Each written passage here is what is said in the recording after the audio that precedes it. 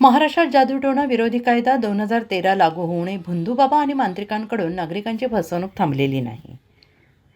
आर्थिक लुटीसह महिलांच्या शोषणाच्या घटनांमध्ये वाढ होत असून गेल्या 5 वर्षात जिल्ह्यात 19 गुन्हे नोंदवले गेले. या प्रकरणात 59 आरोपींना अटक झाली असली तरी एकाही प्रकरणात अद्याप शिक्षा झालेली नाही.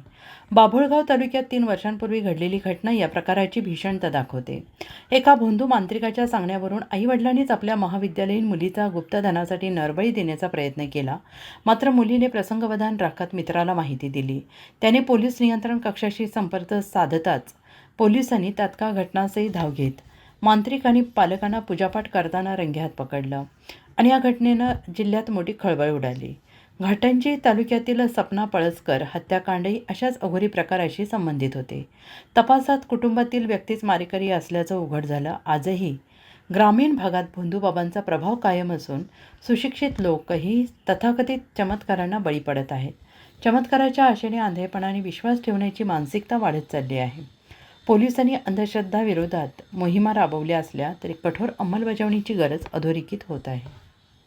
यवतमाळ जिल्ह्यात 2021 ते 25 या कालावधी दरम्यान एकूण 19 गुन्हे दाखल करण्यात आले. त्यात 59 आरोपींना अटक करण्यात आलेली आहे. सदर आरोपीवर कोर्टात दोषारोपपत्र दाखल करण्यात आलेले आहे. तसेच ज्या भागात असे प्रकार चालतात, भोंदूबाबाच्या नावाखाली कुठे फसवणूक केली जाते, त्याचे वेळोवेळी दखल घेऊन पोलीस विभाग हा कारवाई करत असतो.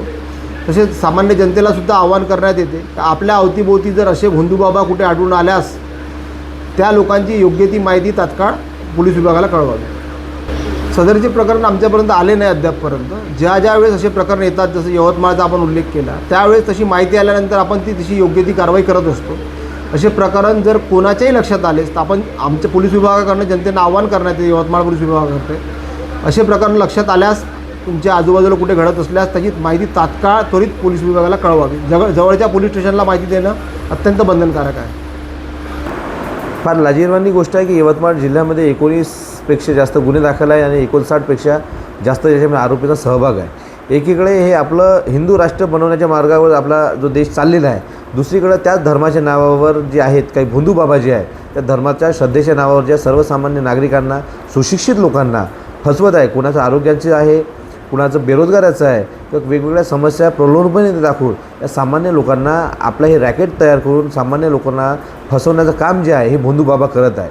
आणि या शासनकर्त्यांना किंवा प्रशासनाला आमचं आव्हान आहे की या चिरीमिरी घेऊन सर्वसामान्य लोकांचं शोषण करण्यापेक्षा एक चांगले भारताचे नागरिक म्हणून बाबासाहेब आंबेडकर जसे सांगतात की मी प्रथमही भारतीय आणि अंतमही भारतीय, त्या धर्तीवर तुम्ही धर्म, जात, पात हे सर्व सोडून प्रामाणिकपणे जनतेसाठी काम करावं आणि या सर्वसामान्य जनतेला न्याय द्याल, एवढी आम्ही सर्व अपेक्षा करतो. धन्यवाद.